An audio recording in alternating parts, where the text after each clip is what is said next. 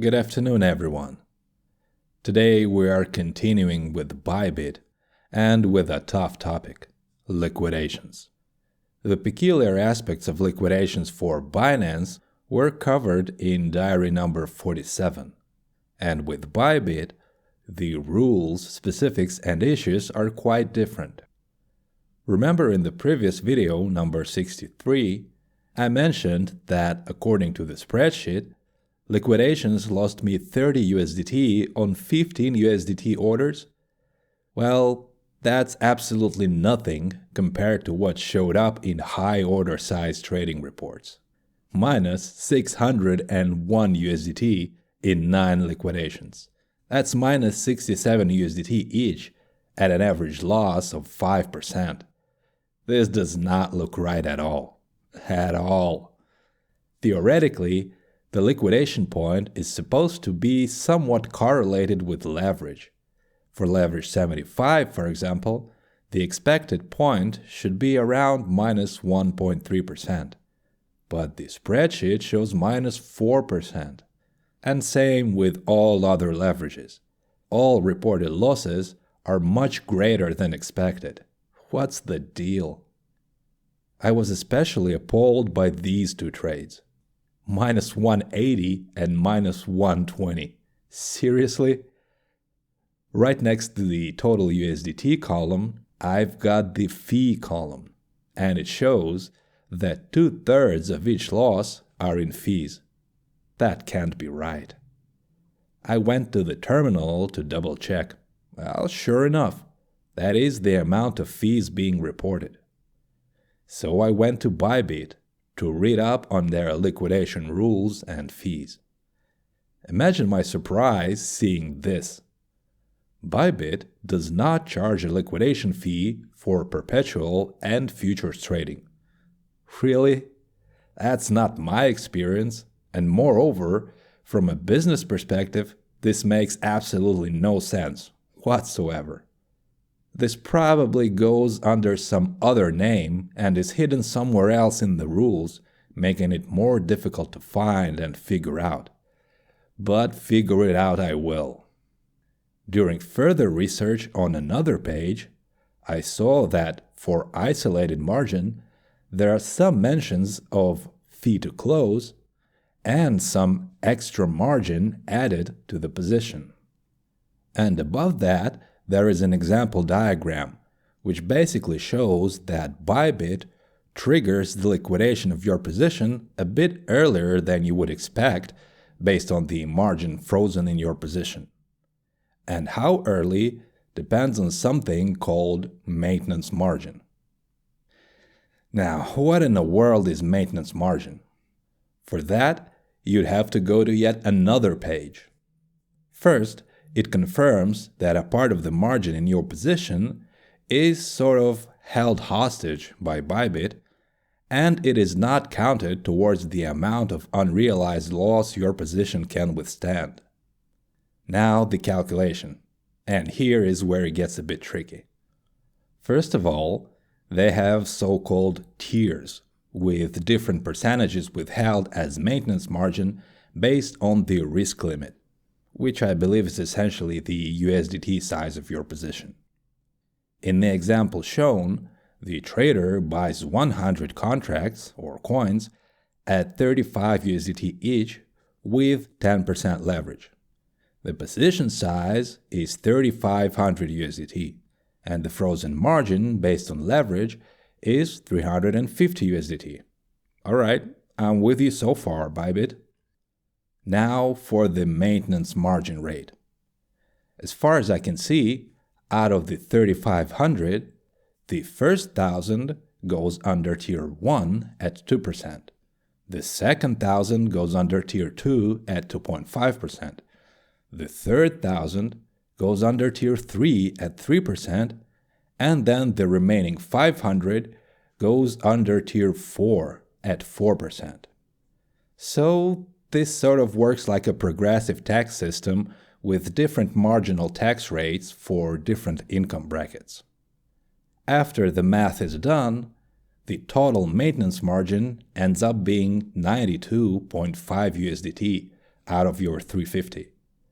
And your position can withstand an unrealized loss of just 257.5 USDT, which is only around 73.6% of what you would expect based purely on order size and leverage. ByBit attempts to simplify the calculation across multiple brackets or tiers by introducing something called the maintenance margin deduction. This way, you can go directly to the tier corresponding to your position size, multiply by the rate, and then subtract the deduction. Just as you thought it was getting simpler, it starts getting complicated again. You see, each individual coin, or contract, or market, whatever you want to call it, has its own maintenance margin tiers and its own rates. To find these out, you have to go to yet another page. Type in your coin and see all the data. Naturally, I wanted to test this out. So let's take any coin, this one. Based purely on max leverage of 20, you'd expect the liquidation to be at 5%, but factoring in the specific maintenance margin, I expect it to be 2.5% lower, so at 2.5% from the opening price. And there it is, exactly at 2.5%. On the sell side, it works the same. Let's try XRP at leverage 75. The maintenance margin rate is 0.75%. So I would expect the liquidation line to be at 1.33 minus 0.75, which is 0.58%. And that's exactly where it is. So consider this when setting up your stop-loss levels. If you traded XRP at max leverage, it would make no sense to set up your stop-loss at, say, 0.64%. You'd get liquidated earlier than that. So this is where the actual liquidation fee is hidden, even though it goes by a different name. Your position is liquidated much earlier, but your whole margin is taken away from you.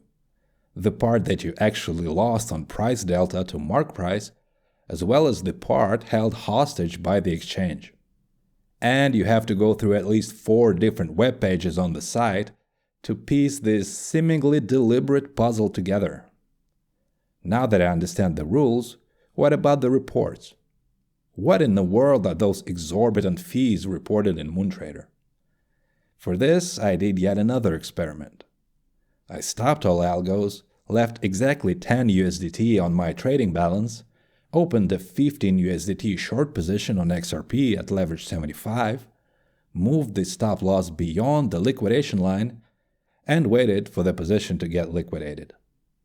So the frozen margin was 0.197 USDT, which is correct given the order size and the leverage. Here, after a long while, the price is approaching the liquidation line at 0.58%. And sure enough, it gets liquidated right there as expected. In the reports, the total USDT is showing minus 0.197, the exact amount of previously frozen margin. The fee column shows 0.386, which is almost exactly double the total USDT. But the real test is actually the balance. Well, the balance change is exactly minus 0.197 USDT. So the data in the fee column is somehow bogus and can be ignored. And this is exactly what's been messing up my spreadsheet. Back on Binance, you had your real loss, and then you had the fee on top of that, as described in diary number 47. So, when I started using the same spreadsheet for ByBit, the difference in the way the two exchanges handle liquidation fees seriously inflated my apparent liquidation losses. After adjusting the formula to exclude the fees, the actual liquidation losses went from 601 down to 291 USDT. That's 310 USDT in falsely reported fees. Of course, there are actual trading fees built into that somewhere, but I don't know exactly how to separate them out. And in any case, this way it will be so much closer to reality than before. By the way, these non-existent fees show up in the reports only when your sell position is liquidated. For buy positions, all is fine. A couple other things to note in the reports. Firstly, the liquidated position in my XRP experiment was on the sell side, but the liquidation itself is reported as buy. It helps to know that when analyzing which side actually had more liquidations. Secondly, the price delta is reported as 1.312%, which matches the expected level based on the leverage. But as you've seen, in fact the liquidation happened much earlier at the price delta of 0.58, and the rest was taken by ByBit as maintenance margin. So your effective loss is, in fact, the full 1.3%. Thirdly, it helps to know which Telegram notifications are correct.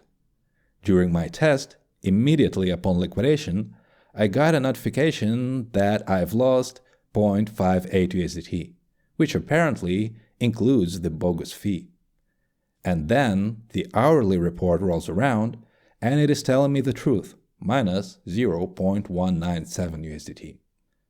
So in the end, it really helps to know the rules specific to the exchange. I hope this helps. If you want, subscribe.